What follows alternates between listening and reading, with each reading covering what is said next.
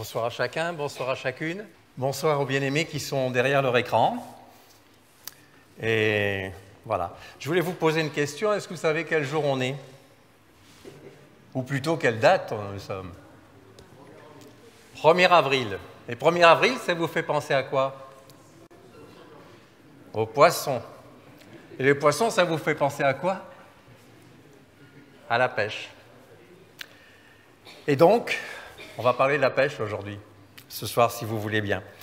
Dans Matthieu 4, 18, 19, donc comme Jésus marchait le long de la mer de Galilée, il vit deux frères, Simon, appelé Pierre, et André, son frère, qui jetaient un filet dans la mer, car ils étaient pêcheurs. Il leur dit « Suivez-moi, je vous ferai pêcheurs d'hommes. » Il a invité Pierre, il a invité André, et il nous invite aussi à être des pêcheurs d'hommes. Je vais vous raconter un témoignage, un vrai témoignage, une histoire vraie. C'est un chrétien qui est dans une ville, on va dire comme Montpellier, et il est un peu comme Eric, le responsable de l'équipe d'évangélisation.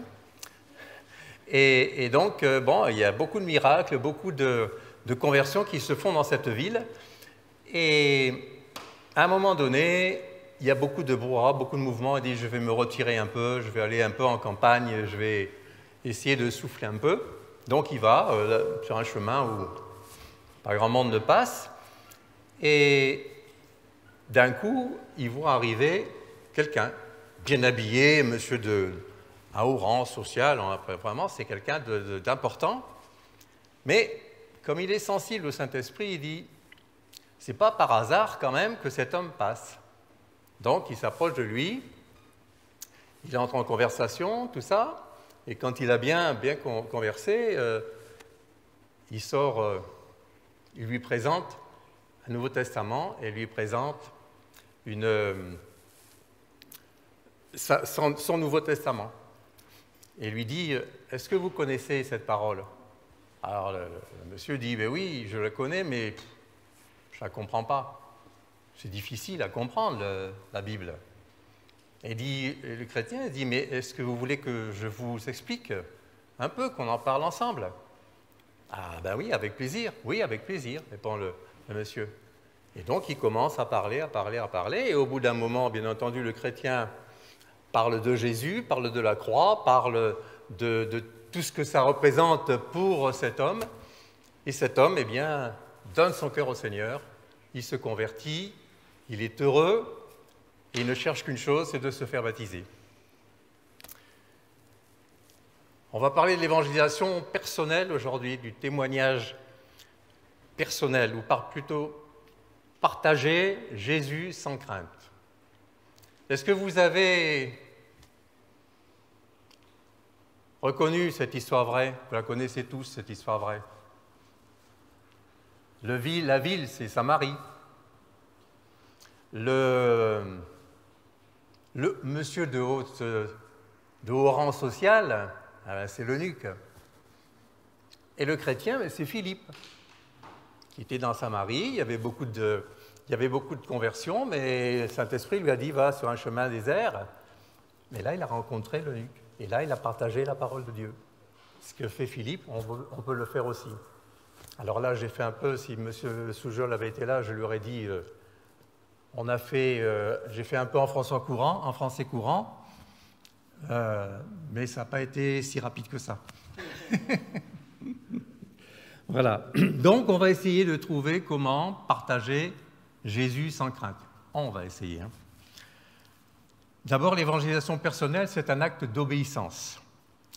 Dans Jean, chapitre 20, verset 21, Jésus leur dit de nouveau, « La paix soit avec vous, comme le Père m'a envoyé, moi aussi je vous envoie. » Il dit bien « La paix soit avec vous d'abord. Comme le Père m'a envoyé, moi aussi je vous envoie, dit-il. » Donc, partager sans crainte, ça ne veut pas dire sans combat.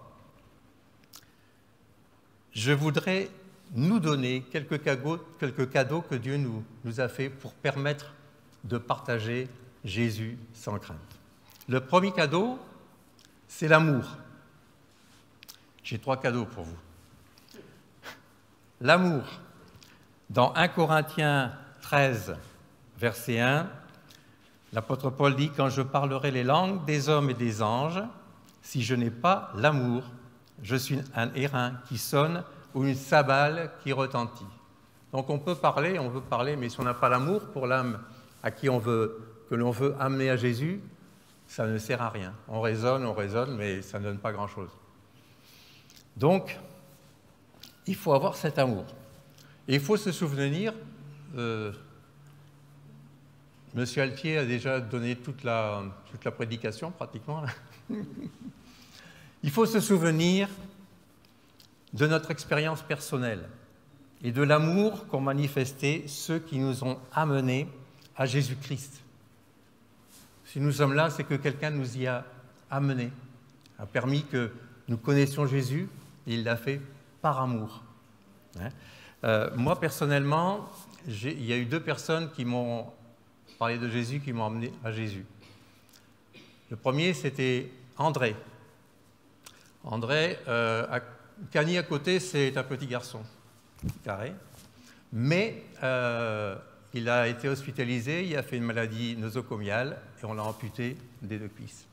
Pour autant, il parlait de Jésus avec amour, avec beaucoup de simplicité et vraiment, son témoignage me touchait.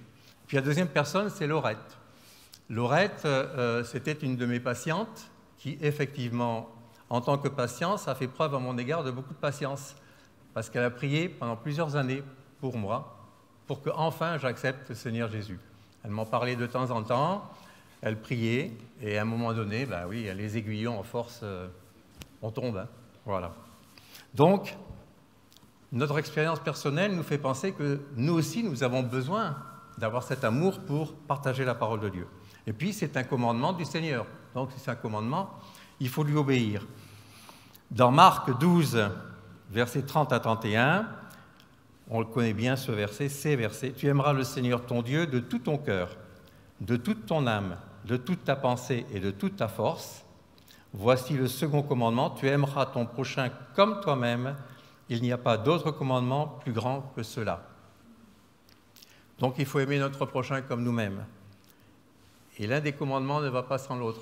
C'est-à-dire que plus nous aimerons Dieu, plus nous aimerons notre prochain. L'un ne va pas sans l'autre. Et l'amour pour notre prochain nous permet de réaliser le drame éternel que vivront ceux qui sont perdus. C'est vrai que ce n'est pas toujours facile. On est là, on est dans notre confort, on vit tranquillement. C'est difficile de réaliser l'enfer quand même. On réalise mieux l'éternité avec le Seigneur, bien qu'on ne conçoit pas tout. Mais c'est vrai que ce n'est pas toujours évident. Je pense qu'il y a des pays où ils doivent plus le connaître que nous. Mais vraiment, ce n'est pas évident. Donc, il faut vraiment qu'on ait cet amour pour réaliser le drame que donc, ceux qui seront perdus vivront. Et puis, faire connaître Jésus, c'est quand même le plus merveilleux, le plus beau cadeau que l'on peut faire à ceux que l'on aime, qu'ils soient aimables ou non d'ailleurs. Évangéliser, parler de Jésus, ça doit être un besoin, pas une activité. Ça doit vraiment être un besoin. Dans Jérémie, chapitre 20, au verset 9, Jérémie dit « Si je dis, je ne ferai plus mention de lui, je ne parlerai plus en son nom, il y a dans mon cœur comme un feu dévorant, qui est renfermé dans mes os, je m'efforce de le contenir, et je ne le puis. » Il faut qu'il y ait ce feu dans notre cœur pour les âmes qui se perdent. Ce feu, c'est l'amour que Dieu veut mettre dans notre cœur encore. Ça, c'est le premier cadeau, c'est l'amour. Le deuxième cadeau, c'est la prière. On est là parce qu'on sait que la prière, eh bien, c'est un privilège, c'est une puissance que Dieu nous a donnée. Nous sommes les seuls à avoir cette puissance. Nous sommes les seuls à être reliés à Dieu en toute liberté, en toute simplicité. Nous pouvons lui parler autant que nous le voulons et lui apporter nos besoins, mais aussi les besoins des autres, autant que nous le voulons. Et puis nous savons que si nous prions en sa volonté, il nous entend et il veut nous exaucer. Donc vraiment, c'est une puissance. Alors, on parlait de l'amour tout à l'heure, mais aimer, ce n'est pas si facile que ça quand même. Hein. On ne peut pas fabriquer nous-mêmes l'amour pour les âmes perdues. On ne peut pas le faire. Mais j'ai entendu tout à l'heure une prière qui disait c'est Dieu qui donne le vouloir et le faire. Dans Philippiens 2, 13. Alors donc, si c'est lui qui donne le vouloir et le faire, si on n'arrive pas à vouloir vraiment aimer, peut-être des membres de la famille qui ne nous sont pas bien agréables, ou bien des personnes, notre voisinage qui n'est pas toujours bien compréhensif envers nous, bien coopérant, ou bien les personnes qu'on rencontre une fois, et puis voilà, comment on fait pour l'aimer, quelqu'un que, comme Philippe a rencontré l'eunuque, là. Donc, il faut prier, nous avons besoin de prier pour que Dieu nous donne ce vouloir.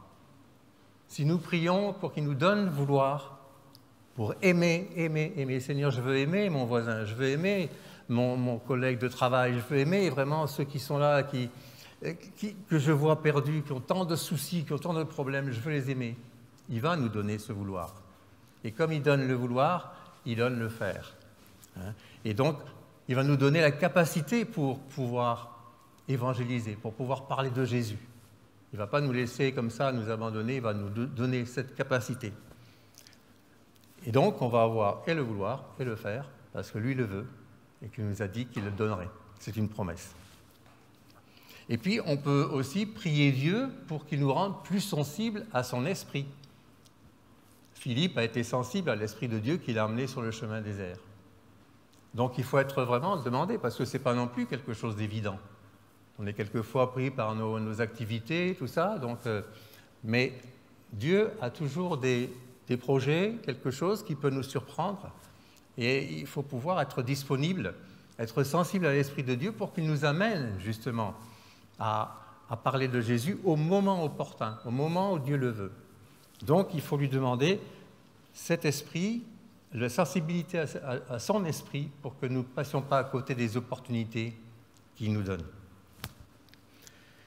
Et puis, bien sûr, quand on parle de Jésus, il faut connaître ce qu'il est, ce qu'il a fait, le plan de Dieu. Donc, il faut prier aussi, nous devons prier aussi pour qu'on connaisse de mieux en mieux la parole de Dieu, qu'on connaisse de mieux en mieux Dieu, qu'on connaisse de mieux en mieux Jésus. Et ça aussi, c'est une prière, parce que il n'y a que le Saint-Esprit qui permet de nous éclairer.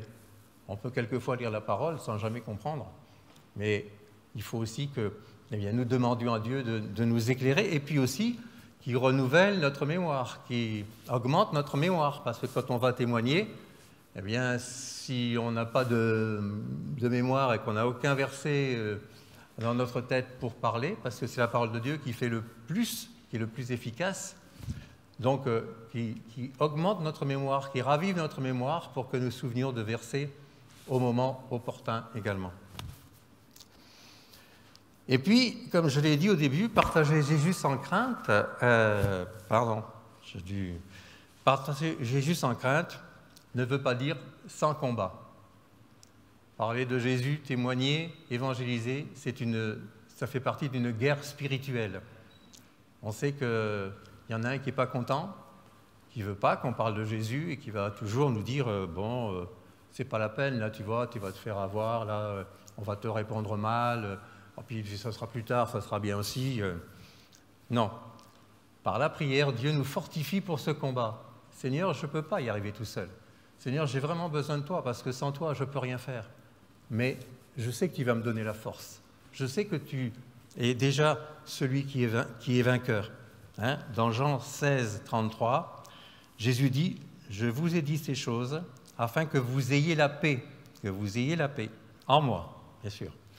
Vous aurez des tribulations dans le monde, mais prenez courage, j'ai vaincu le monde. » Donc, nous sommes héritiers avec Jésus-Christ, nous sommes héritiers de Dieu. Donc, sa victoire, on sait qu'à la croix, il l'a obtenue et qu'il nous l'a donnée. Donc, nous sommes aussi victorieux. Et la guerre, on l'a déjà gagnée. Ensuite, la prière, elle est indispensable aussi pour notre témoignage.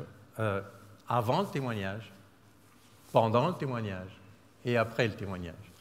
Avant, quand on sait qu'on va aller rencontrer quelqu'un et qu'il faudra qu'on voudra lui parler, que ce soit un docteur, que ce soit le marchand de quelque chose, quelqu'un qui viendra chez nous, eh bien, il faut prier pour que Dieu dispose les cœurs, dispose même la conversation, il est capable de le faire. Et puis pendant, parce que quelquefois, on a besoin aussi de se recentrer sur ce qu'on a à dire, et après, parce que Dieu veut que nous continuions de prier pour la personne à qui on a parlé, pour qu'elle soit vraiment, que le Saint-Esprit continue son œuvre en elle. Parce que ce n'est pas parce qu'on s'en va que le Saint-Esprit s'en va avec nous, hein. Il reste là aussi. Voilà, donc la deuxième clé, c'était la prière. Le deuxième cadeau, c'était la prière. Et le troisième cadeau, eh bien, c'est ce qu'on peut appeler le partenariat. Le partenariat, ça veut dire, ça permet d'atteindre un but qui ne peut être accompli sans l'autre partenaire. On ne peut pas, si on a un partenaire, il faut qu'on soit ensemble. Hein, ça implique une stratégie commune. On ne peut pas avoir un partenaire qui veut faire quelque chose et nous qui voulions faire autre chose. Il faut qu'on soit ensemble. Une stratégie commune pour atteindre le but que Dieu nous a donné, nous a confié. Jésus envoyait toujours ses disciples 2 par 2. Dans les Actes des Apôtres, on voit aussi que le Saint-Esprit envoya 2 par 2, souvent, les disciples ou les apôtres. Mais vous allez me dire, là, ça n'est plus de l'évangélisation personnelle, si on est 2. Mais, si. Nous avons le partenaire idéal, qui s'appelle Jésus. Jésus est notre partenaire idéal. Dans Matthieu 28, 20, deuxième partie du verset, il est dit « Et voici, je suis avec vous tous les jours jusqu'à la fin du monde. » Il est avec nous, donc il est notre partenaire idéal. C'est même nous qui sommes plutôt ses partenaires, son partenaire, que lui. C'est lui qui nous guide, c'est lui qui conduit, c'est lui qui fait toutes choses finalement. Hein? Donc, c'est le partenaire idéal. Par contre, quelquefois, malgré le partenaire idéal, on réagit d'une manière qui n'est pas toujours pleine d'enthousiasme. À l'exemple de Moïse, Dieu l'a appelé pour aller trouver Pharaon, pour libérer son peuple. Et Moïse a donné des raisons pour lesquelles, non, ce n'est pas lui qui peut y répondre, non. Et on va peut-être s'y retrouver dans ce qu'il a dit. Bon, c'est vrai que Moïse avait une expérience 40 ans avant qui ne l'amenait pas à vouloir accepter de nouveau intervenir. Mais Dieu lui a dit, c'est à toi, pardon. Alors Moïse dit, par rapport à l'appel de Dieu, je n'ai ni la position ni la stature pour approcher Pharaon. Dans Exode 3, 11, 12. Si Philippe avait réagi comme ça face à l'eunuque, eh bien, il aurait dit non, celui-là, je ne vais pas lui parler. Et nous, quelquefois, on dit ça aussi. Le pasteur serait la meilleure personne pour parler à mon voisin, finalement. Lui, il sera écouté. Mais nous, non. Mais lui, oui. Moïse a dit aussi, je ne connais pas assez Dieu pour convaincre. Exode 3, 13, 17. Et nous, on dirait, je ne connais pas assez la parole. Quelqu'un de plus spirituel devrait aller à ma place. Moi, je ne connais pas suffisamment. Je viens de me convertir, je connais à peine la parole de Dieu. Non, on va demander à quelqu'un. On va demander à un ancien. Non, moi, je ne suis pas là. On va demander à un ancien, et puis, non. Hein, c'est pas ce que Dieu nous demande. Et puis, Moïse dit aussi, le monde ne va pas me croire. Mon peuple ne va pas me croire à mon histoire. Exode 4, 1, 9. Alors, nous aussi, on pourrait répondre, mais mon témoignage n'est pas assez spectaculaire. Finalement, n'est pas assez accrocheur. J'ai pas vécu aucun miracle. J'ai vécu aucune délivrance véritable d'alcoolique, drogué, voilà. Donc, quelqu'un qui aurait vécu ce genre de choses aura un meilleur témoignage que moi. Moi, c'est ce que j'ai dit au départ quand j'ai rencontré le Seigneur et que j'avais rencontré le pasteur Legrand. J'ai dit, mais qu'est-ce que je vais dire? J'ai un témoignage qui est plat. Mais non, Le fait de connaître Dieu, le fait d'avoir été touché par le Seigneur Jésus, d'être sauvé, pardonné les péchés, c'est un témoignage qui est aussi fort qu'une délivrance, quelle qu'elle soit. Alors donc, Moïse dit encore, « Je ne suis pas un orateur et ne peux pas parler aisément. » Exode 4, 10, 12. Maintenant, et nous, on pourrait dire, moi non plus, je ne peux pas parler, je ne sais pas trop parler, et j'ai peur de faire plus de mal que de bien. Je ne dirai pas les bonnes choses, je serai maladroit. Ça aussi, c'est des barrières que l'on se met. Mais ce n'est pas nous qui conduisons, c'est le Seigneur qui dit nos paroles. Hein. Et Moïse, donc, pour échapper, il dit à Dieu, « Envoie qui tu voudras ». Quand même, ce n'est pas sympathique. Hein. « Envoie qui tu voudras ». Et là, Dieu s'est mis en colère quand même. Hein. Est-ce qu'on n'a pas tendance à répondre les mêmes choses à Dieu? « Envoie qui que tu voudras ». Envoie l'équipe d'évangélisation plutôt que moi tout seul. Envoie un tel. Hein. Mais Dieu avait fait une promesse à Moïse. Dans 3, 22, il avait dit « Je serai avec toi ». Voilà le partenaire. « Je serai avec toi ». Et ça, c'est vraiment un cadeau que Dieu nous fait. Il sera toujours avec nous. Il a fait pareil pour Josué. Il a dit « Je serai avec toi ». Il a fait pareil pour Gédéon et bien d'autres. Et pour nous aussi, il est avec nous de toute manière.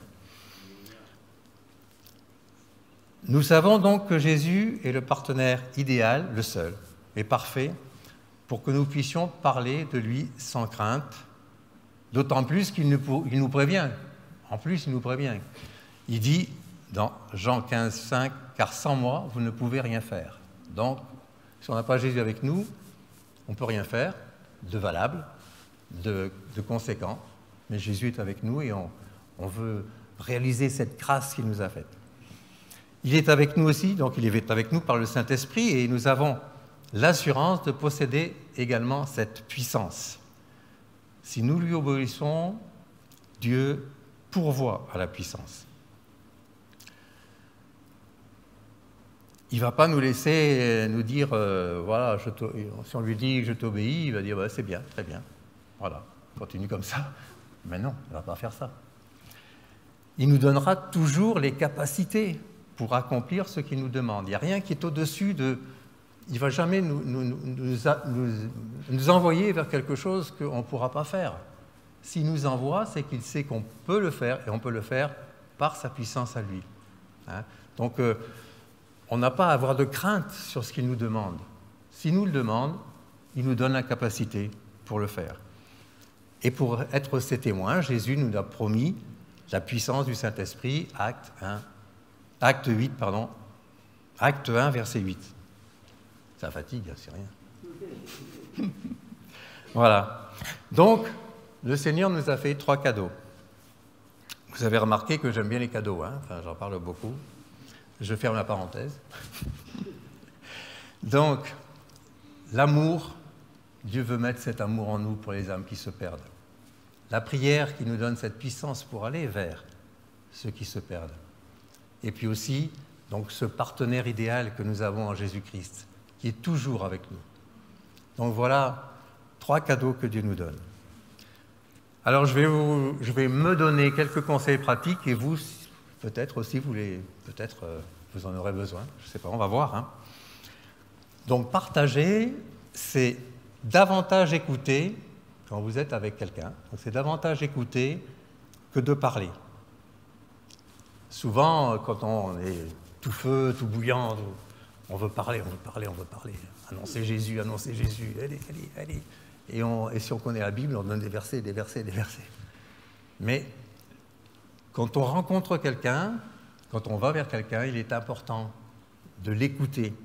L'écouter, ça nous permet de savoir où il en est, de le connaître mieux, de pouvoir se dire, oui, là, il y a tel souci. Et puis d'écouter, ça le met en confiance. Ça lui permet un peu de s'exprimer sur ses soucis, ses problèmes, ou bien ses pensées, toutes simples. Hein. Et puis, on peut rebondir sur la conversation, parce qu'il ne s'agit pas seulement d'écouter parler de la pluie du beau temps ou des situations que l'on traverse. C'est aussi, bien entendu, amener la personne à qui on témoigne vers Jésus-Christ, vers ce qui est important pour lui, vers ce pourquoi on On est conduit par le Seigneur. Et on peut poser des questions qui seront, c'est important aussi, le plus possible ouvertes. Si on dit « Est-ce que tu crois en Dieu ?» C'est non, oui. Hein, on dit « Voilà, tu risques d'aller en enfer », c'est bon. Voilà. Donc il y a des questions. Alors par exemple, est-ce que vous avez une croyance spirituelle? Ça ouvre à beaucoup de choses. Oui, non, et puis j'ai une croyance spirituelle. Et puis on peut dire, mais qui est Jésus pour vous? On n'est pas obligé de dire, c'est Jésus que vous devez rencontrer, même si on le pense beaucoup. Donc, qui est Jésus pour vous? Et pensez-vous, par exemple, pensez-vous qu'il y a un ciel et un enfer? Oui, non, voilà. Ça permet aussi d'en parler.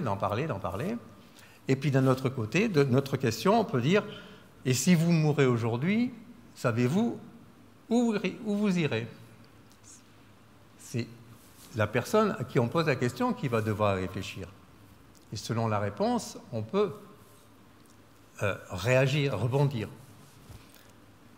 Et pour être un peu plus, un peu plus précis, comme Philippe a fait pour l'eunuque, on peut très bien lui dire, si ce que vous pensez n'est pas tout à fait la vérité, est-ce que vous seriez d'accord pour que, eh bien, on en parle.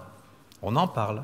Est-ce que vous aimeriez que, peut-être, que je vous dise des choses que vous pourriez comprendre, que vous aimeriez savoir? Et c'est là où on peut entrer. Et c'est là où, bien entendu, si la réponse est oui, c'est le moment de sortir votre Nouveau Testament ou un évangile que vous aurez toujours à portée de main. C'est très important parce qu'après, il faut se servir de la parole de Dieu. Ce n'est pas seulement donner des versets, mais il faut se servir et pouvoir expliquer en lisant et en faisant lire aussi parfois les versets pour que la personne puisse réfléchir. C'est pour que la personne puisse lire, écouter, entendre, parce que parfois bien ce qu'on entend, et ce qu'on entend bien la parole de Dieu. Donc si elle entend, eh bien il y aura plus de résonance, on peut dire, dans son esprit, dans son cœur. Et puis d'un autre côté aussi, quand on témoigne, il ne faut pas avoir peur des silences. La personne dit, quand on pose la question, aimeriez-vous le savoir?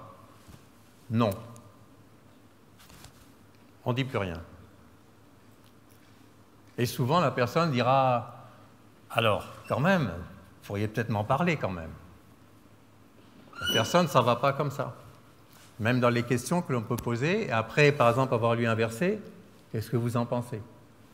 Et laisser le silence. Le silence, ça fait que la personne, elle doit réfléchir aussi à ce qu'on a dit, à ce qu'on partage.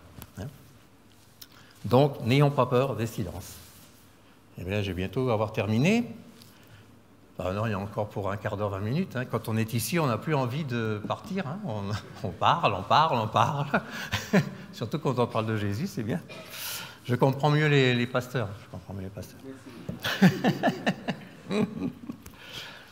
Alors, c'est vrai que, comme on a dit tout à l'heure, partager Jésus, ce n'est pas toujours sans conséquences. On a des moqueries, des rejets, des violences verbales.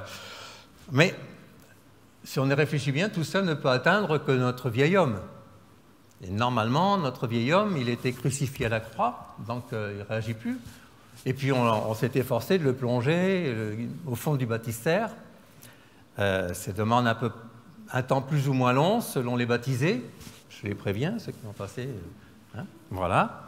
Donc, ça ne peut pas nous atteindre. Il faut bien réaliser que ce n'est jamais nous qui sommes atteints, c'est Dieu.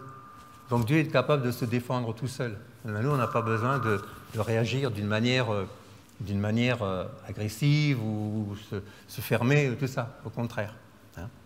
Et puis aussi, il faut penser que ce n'est pas notre responsabilité de convertir. Nous avons la responsabilité de semer. Celui qui convertit, c'est Dieu. Mais nous avons cette responsabilité de semer. Dans 2 Corinthiens, chapitre 9, verset 6, il est dit, sachez-le, celui qui sème peu, moissonnera peu, et celui qui sème abondamment, moissonnera abondamment.